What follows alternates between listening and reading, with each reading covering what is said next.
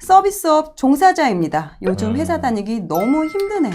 전화는 미친 듯이 울리고 조금이라도 늦게 받으면 직무유기라며 난리치고 소리 지르고 가버립니다. 너무 바쁘니까 화장실도 못 가고 일하면서 참다가 잊게 될 정도예요. 희망이 보이지 않아서 눈물 날 때도 있어요. 감정노동을 언제까지 제가 해야 하는 걸까요? 당장 그만둘까 싶다가도 집에 있는 우리 아이들을 생각하면 앞이 까마득합니다. 퇴사하면 마땅히 제가 할 수 있는 게 없어요. 직원들 중 많은 분들이 퇴사병에 걸렸는데 다들 그만두고 할 게 없으니까 그냥 꾸역꾸역 억지로 다닌다고 합니다. 아픈 동료들도 많고 갑자기 쓰러지는 분들도 봤습니다. 월 300만 원도 못 버는데 이렇게 사는 게 맞을까요?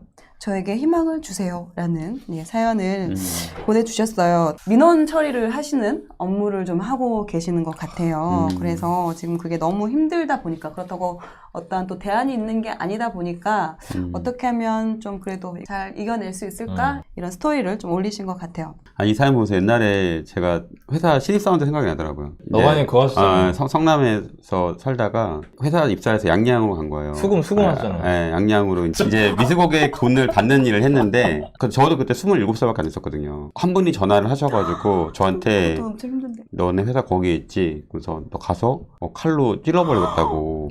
근데 27살에 그 얘기를 들은 거야. 너무 나도 충격이었지. 나도 그때 코코님 얘기한 것처럼 여러 가지 생각이 들더라고. 열심히 일하려고 했던 그 신입사원의 마음이었는데, 타지에서 부모님도 안 계시고 사택에 혼자 이렇게 있는데, 그래서 이제 맥주랑 새우깡 하나 사갖고 와가지고 이렇게 들어가는데, 그 깜깜했거든 되게 거기가. 아직도 기억나, 생생하게. 너무 무서운 거야. 왜냐면 혹시나 사람이 이렇게 그럴까봐. 그래서 되게 무서워가지고 혼자 벌벌 떨면서, 왜냐면 너무 감정이 안 추스러지니까 그냥 술이라도 먹고 잠을 자야 되겠다 생각이 들더라고. 근데 그렇게 사실 몇 년을 살았어요. 저는 열심히 공부해서 아침 5시에 일어나서 11시까지 막 토익 공부하고 과외하고 해서 대기업을 들어갔는데, 나는 부모님의 자랑인데 내가 이거를 그만둔다고 하면은 맞아요. 그럴 수가 없잖아 사실은. 왜냐면 부모님이 그렇게 나를 해주셨는데, 그러다 보니까 되게 그때 힘들었고, 결과적으로는, 근데 나 그때는 막 정신승리했어요. 뭐냐면, 막, 감정을 분리하는 거지. 그러니까 상대방이 나한테 막 화를 낼 때, 내가 그거에 보통 동요하잖아. 그때 들었던 얘기 중에 좀 약간 되게 의도가 됐던 말이, 그 자극과 반응 사이에 공간이 있다고. 그러니까 누군가 자극하는 건 내가 어떻게 할 수가 없는데, 내가 어떻게 반응할지는 내 몫이라고 얘기를 하더라고. 근데 그게 되게 위로가 됐고, 근데 그렇게 했는데도 사실 좀 힘들었어. 힘들죠. 이게 아는 거랑 이거 반응하는 거랑 너무 맞아요, 다르더라고. 그래서 맞아요. 힘들었고, 그렇게 하고 나서 나중에 이제 한 2년 뒤에 부서가 바뀌어가지고 인사총무로 바뀐 다음에 그때는 그냥 정신을 했지 완전히. 왜냐면 아까 내가 예를 들어 회사 나간다고 해도 나도 엄청 취업난이었거든. 맞아요, IF세대였고 힘들었는데 이걸 어떻게 할 수 있을까 생각을 좀 했었고 그때 생각이 나더라고. 제가 지금 현재 회사에서 업무하고 있는 게 이 업무예요. 실수하시죠. 그러면서 저도 안 했던 일을 하면서 너무 스트레스가 받더라고요. 자존감이 완전 바닥을 치더라고요. 저도 되게 긍정적이고 생각이 많이 그렇게 코크님이 그럴 정도야? 깊은 사람이 아니에요. 빨리 잊어버리는 스타일임에도 불구하고 자존감이 바닥을 치는 거예요. 아무튼 그래서 제가 이분의 스토리 사연을 보고 너무 공감이 됐어요. 맞아. 또 그 당시에 제가 어떻게 했냐. 그 당시에 일단은 인정을 했어요, 빨리. 지금 내가, 이거 말고는 진짜 막상 밖에 나가서 할 수 있는 게 없어요. 지금 이 월급을 그대로 이 경력을 쳐주고 이 나이에 밖에 나가서 다시 재취업을 한다? 그럼 정말 어디 뭐 판매라도 해야 되나? 정말 그런 생각이 드니까 나갈 수가 없는 거예요. 지금 월급을 또 이걸 또 내가 써야 되니까, 자녀를 뿌려야 되니까. 물론 이제 예전보다 그전보다 스트레스가 상당히 늘어난 건 있지만 어쨌든 월급의 편익을 내가 좀 생각을 하고, 자 그렇다면 내가 이 스트레스를 조금이라도 좀 덜 받기 위해서 내가 어떻게 행동을 해야 될까? 왜냐면 스트레스에 취해서 계속 그거에 파묻혀버리면 나아지는 게 없어요. 뭐랄까요, 삶을 낭비하는 느낌이 계속 드는 거예요, 하루하루가. 그래서 어떻게 하면 스트레스를 좀 줄이면서 이걸 좀 버텨나갈 수 있을까? 그래서 좀 그 부서에 그래도 좀 그나마 스트레스 좀 덜 받으면서 버티면서 해가는 분이 계시더라고요. 그분을 좀 봤어요. 어떻게 하는지. 이거 진짜 중요한 벤치마킹. 건데. 저분은 이런 상황을 어떻게 견뎌내가고, 그리고 어떻게 이 일을 오히려 그 전에 했던 분들도 계시거든요. 그러니까 일단 업무를 확실하게 좀 알아야 돼요. 그러니까 민원 처리라는 거는 빠르게 응답을 해줘야 되고, 그리고 이제 상대가 원하는 정확한 부분을 빨리 찾아서 알려줘야 되거든요. 그러니까 그렇게 하기 위해서는 내가 이 업무에 대해서 집중해서 이 업무를 파악을 하는 게 중요하겠다. 그때는 투자 공부도 중요했지만 집에 가서 빨리 그걸 했어? 업무를 더 했어요. 음. 그러니까 이제 배우기 위해서 업무 그런 수첩 같은 거 주라고 하고 뭐 이렇게 뭐 맛있는 거 이렇게 좀 드리면서 본인만의 또 그런 다 이렇게 있잖아요. 노트가 그쵸. 비밀 노트가 있잖아요. 음. 그런 걸 좀 계속 이제 물어봤죠. 이런 경우는 어떻게 해야 돼요? 이런 거 어떻게 견뎌내셨어요? 스트레스 관리 어떻게 하셨어요?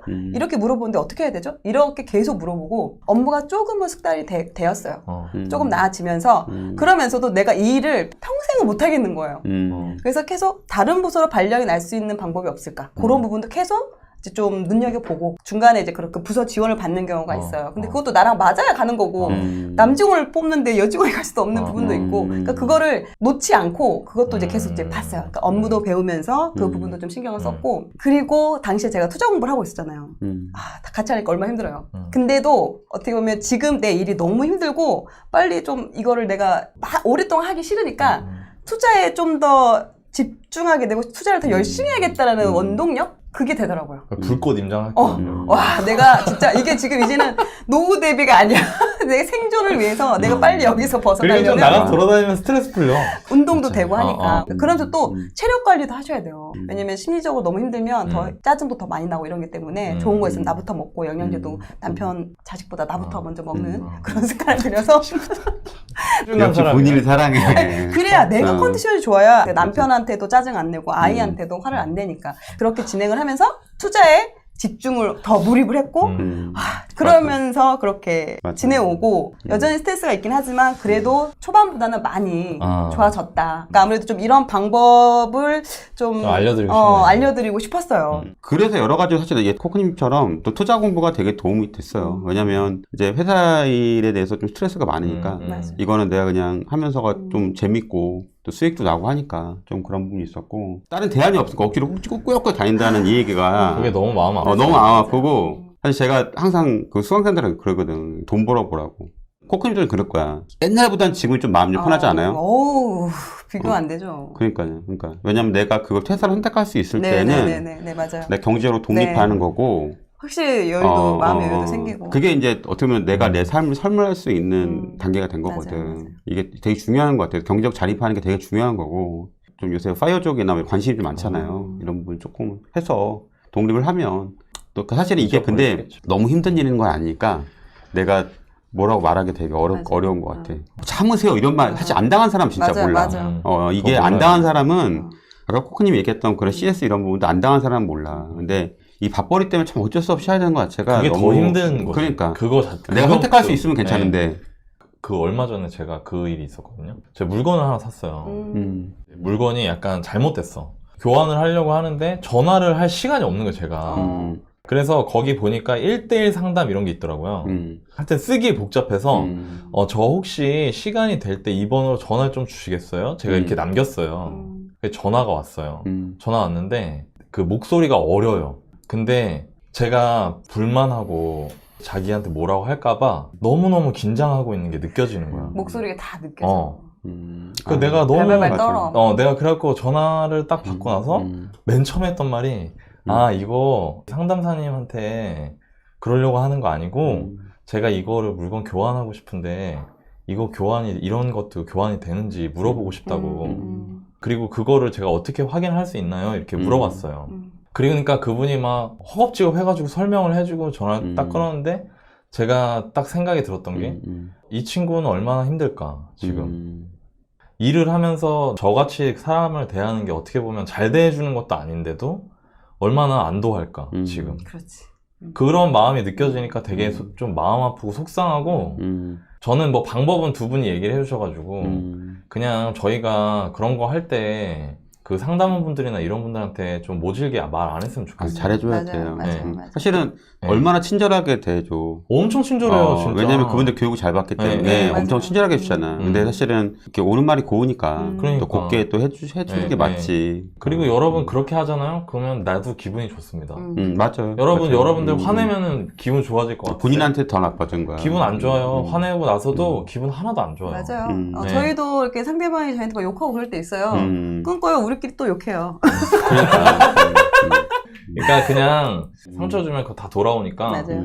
불만이 있다고 하시더라도 그 사람이 아니라 그 물건에 대한 불만이라든가 이렇게 하시면 되는 거니까 저희 서로 그렇게 좀 했으면 좋겠어요. 아, 또 마무리를 우리 음. 또 노나이님이 아니 방법은 아주- 잘 알려주셨잖아요. 아, 너무 또 훈훈하게. 힘내세요. 그리고 좋은 동료들을 보면서 아까 코크님 음. 얘기해 주신 것 같이 또 수월하게 하시는 분하고 많이 배우시면은 배우면서 즐겁게 하셨으면 좋겠습니다. 그리고 스트레스 쌓였을 때 약간 좀 풀어야 돼요. 그러니까 동료들하고 같이 좀 끊고 나서 욕 들었다 같이 그렇게 해야지 좀 탁 풀리더라고. 이거를 혼자 꿍 하고 있으면 왠지 혼자 내가 정말 잘못해서 나한테 욕하는 것 같아서 그게 아니거든요. 직원들하고 같이 하는 맞아. 게 오히려 네. 더 나을 수 있습니다. 힘내세요. 화이팅. 화이팅! 네.